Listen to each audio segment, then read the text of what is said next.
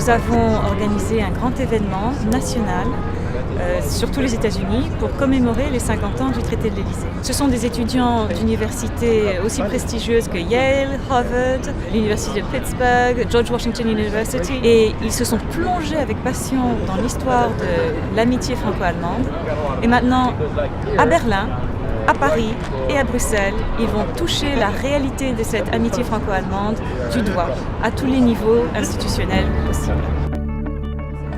Ici à Paris, nous avons été reçus ce matin même au ministère des Affaires étrangères, où nous avons rencontré la direction Europe qui a expliqué les rouages de l'amitié franco-allemande et les détails, depuis les rencontres des conseils des ministres jusqu'au contact très important dans la société civile.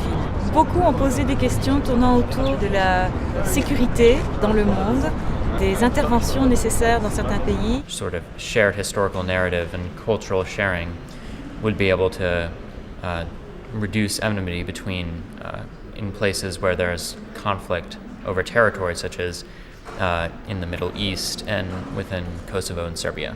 Ensuite, nous sommes allés à Matignon, où nous avons été reçus par la cellule diplomatique du Premier ministre. À chacun de ces niveaux institutionnels, les acteurs de l'amitié franco-allemande expliquent à ces jeunes Américains, qui sont destinés à un avenir brillant, je pense, les détails et l'importance de la construction de l'amitié franco-allemande au cœur de l'Europe. I think the Elysée Treaty is well crafted to include a cultural dimension that's absent in a lot of political policies. Pour que cette question de l'amitié franco-allemande ne soit pas une question purement théorique pour eux, ou une question purement politique ou historique, enfin une question qui se traite sur le papier ou entre hommes politiques, il fallait aussi qu'ils sentent le cœur de la culture de chacun des pays où ils sont allés. Et c'est pourquoi nous avons tenu à les emmener dans un musée aussi exceptionnel que celui-ci, pour qu'ils touchent du doigt la richesse de la culture française. Absolutely amazing museum, very impressed. I'm very happy. I'd love to come back even another time.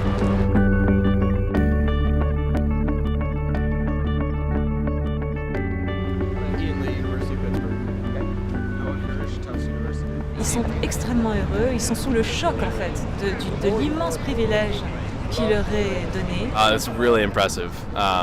I've never been in a building quite that impressive in my life for the start. Then having access to such high-power leaders and being able to ask them one-on-one questions was really cool. Having them express their sentiments about the future of the Franco-German alliance was uniquely different because in our debates we did a lot of study of the history and what the treaty did to cement the relations of where they are today. Je crois que les Américains sont de plus en plus sensibles à la nécessité d'avoir une Europe forte, alors qu'ils ont peut-être négligé cette question par le passé. Et en tout cas, ces étudiants, peut-être à travers le travail de recherche qu'ils ont fait sur la question franco-allemande, mais simplement peut-être aussi à travers leurs études, sont visiblement très sensibilisés à cette question.